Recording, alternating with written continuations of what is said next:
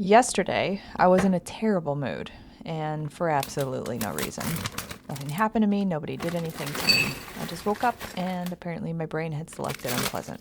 And this happens to me every once in a while.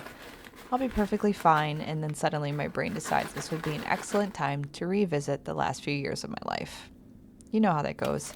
You're mildly irritated because there's a bicycle in your kitchen, and 20 minutes later, your brain has assembled a documentary about every questionable life event that brought you to this exact moment. It's not very productive.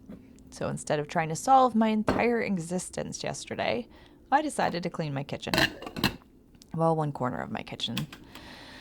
I had buffalo chicken dip to make for a family party, and while I was making it, I started cleaning because my house has gotten pretty messy lately. I've been working, I've been building this business, and I've been taking care of Riley, and I've been traveling a bit with my family and enjoying the last few weeks of summer. And cleaning did not make the final cut.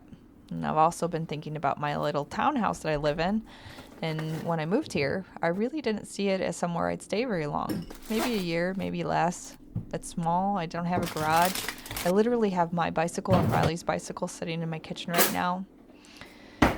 Because, apparently my kitchen is also a garage, and that's just my reality. But I've pretty much decided I'm going to stay here for another year. And surprisingly, I feel pretty good about that because right now I don't need a bigger house. I want to live below my means. I want to save money, and I want to give myself room to build businesses without creating a bunch of unnecessary financial pressure.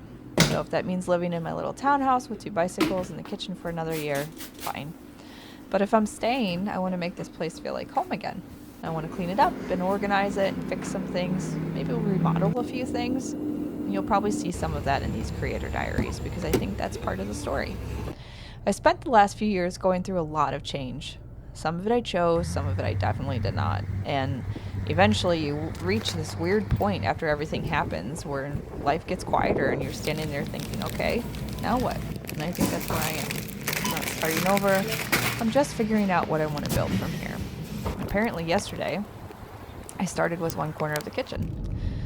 Then it was time for the family party, which presented another problem. I didn't want to go. Not even a little bit. But I knew I'd probably be glad once I got there.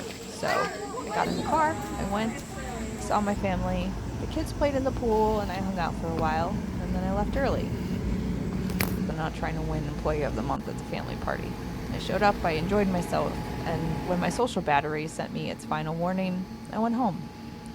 And when I got home, I was greeted by the beautiful little corner of the kitchen I'd cleaned earlier.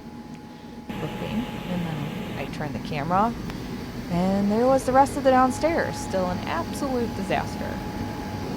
Apparently nobody broke in while I was gone and cleaned it. Rude. But I didn't need to fix all of it. I just cleaned up the living room enough to accomplish the final important task of the day, House of the Dragon.